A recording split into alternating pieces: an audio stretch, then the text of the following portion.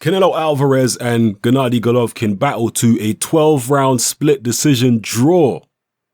Now, before I get into the breakdown and analysis of how this fight went, I first of all have to say that this was a tremendous battle. It did not disappoint. Anybody who paid for this pay-per-view got their money's worth and then some. The fight didn't exactly play out the way I expected it to. I thought that, actually, let me rewind a little bit. Before they even got in the ring, two things I noticed. Golovkin looked very nervous. Canelo looked far more relaxed. Number two, Canelo wasn't wearing his usual gloves. He normally likes to wear Everlast MX, which are a horsehair glove. In this fight, he was wearing winning gloves. Now, very few top professionals wear winning gloves for professional fights. They wear them in the gym for sparring because they're very protective for the hands. But very few top professionals wear them in actual contests. Canelo was wearing them in this fight, and he hasn't worn them for many years. Was he protecting a hand injury, maybe? I don't know. To me, that was unusual. Anyway, the first round kicks off. Canelo is off to a flying start. For the first few rounds, actually, Canelo was just flying.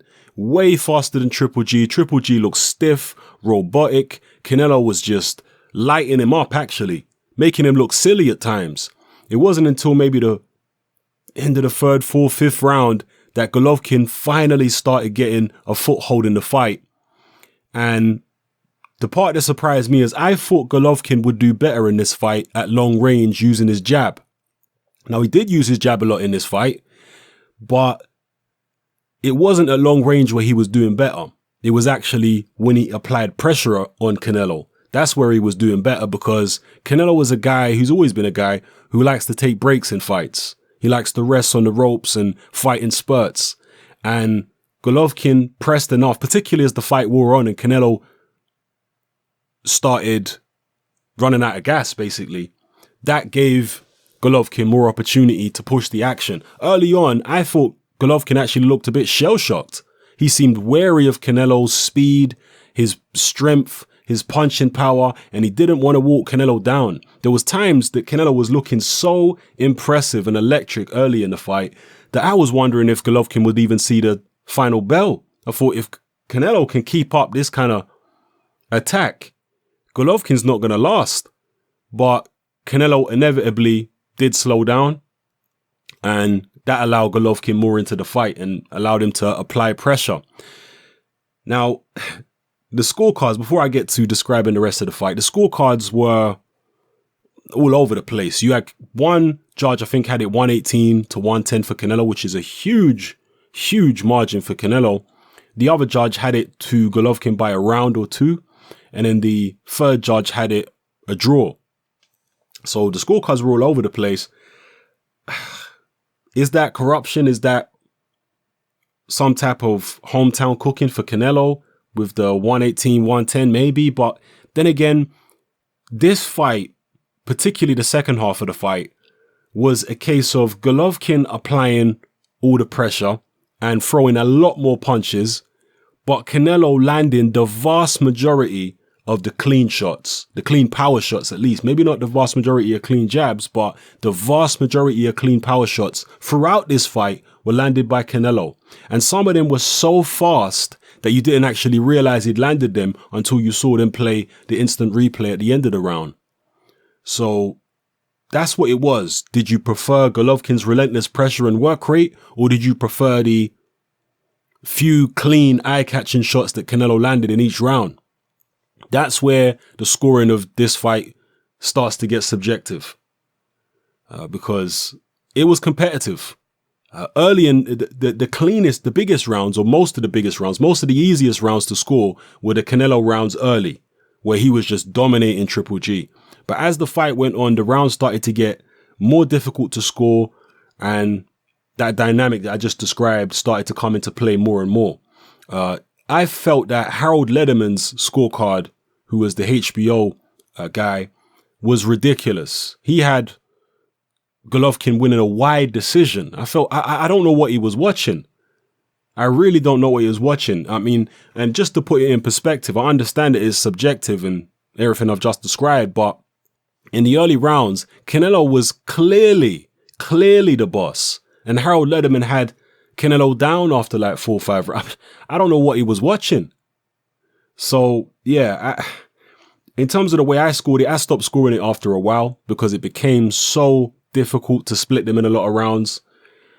And I can't really argue with a draw, to be honest with you, because so many of the rounds were so close, and it depends what you like. It was so subjective that I can't really complain about a draw. I predicted the Gennady Golovkin win. I predicted him to win on points. I didn't predict a knockout. I felt this fight would go to points. I was one of the few people actually who was picking Golovkin on points. A lot of people picked Golovkin, but they were saying stoppage. I was saying points. I saw this fight going the distance because Canelo is underrated in terms of his defensive ability. And I felt like he'd probably have enough to keep Golovkin honest and be able to survive a 12-round fight. And I thought Golovkin would box, to be fair, which he did try to do early on, but he wasn't that successful when he was boxing. He was more successful when Canelo slowed down and gassed out, and then Golovkin was able to apply the pressure and pace. Canelo is certainly the far more talented fighter than Triple G in terms of just all-round skills. His head movement, his angles, his combination punching, just all-round, he's far slicker, far more talented, far more athletically gifted than Triple G.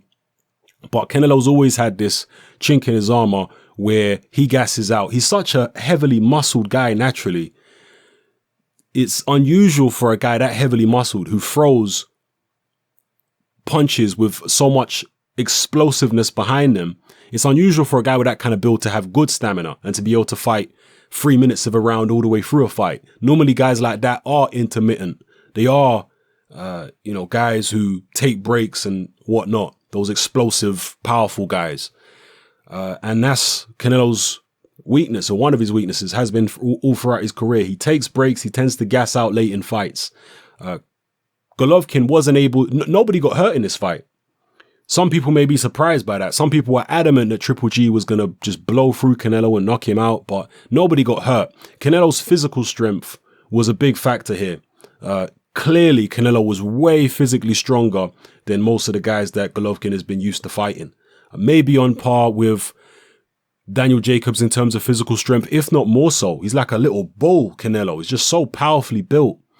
And that was a handful for Golovkin. He found Canelo's physical strength difficult to deal with at times. Canelo chose to go backwards, so at times there was kind of an optical illusion, making it look as though Golovkin was the stronger guy. I don't think he was a stronger guy. He was the guy with a better stamina, but I don't think he was the physically stronger guy. When Canelo decided to come forward, he was able to back Triple G up relatively easily, particularly early on in the fight, when he still had his stamina about him. So, yeah. How did you guys score it? Because I can't even call it. How did you guys score it? Some people are going to be crying robbery either way. There are some people going to say, oh, it's a robbery.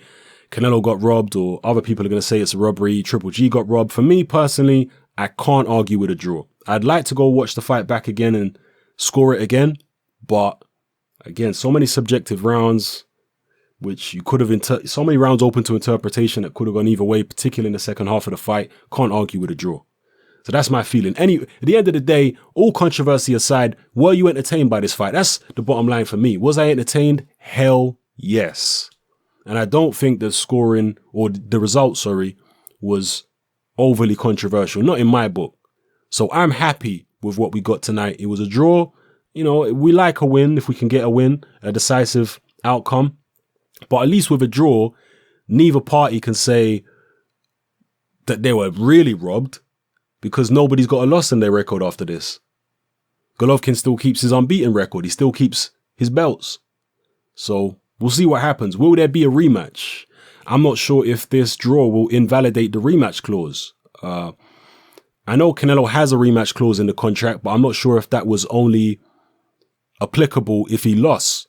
I'm not sure what happens in the event of a draw if Canelo can activate a rematch. He might want a rematch, or he might try to go in a different direction. I'm not sure.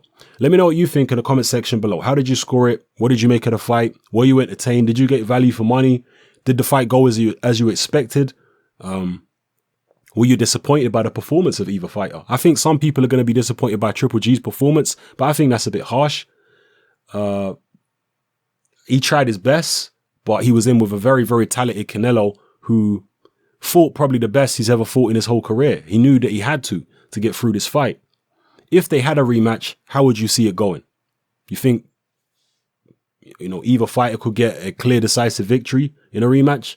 Let me know what you think in the comment section below. It's happening. I'm out.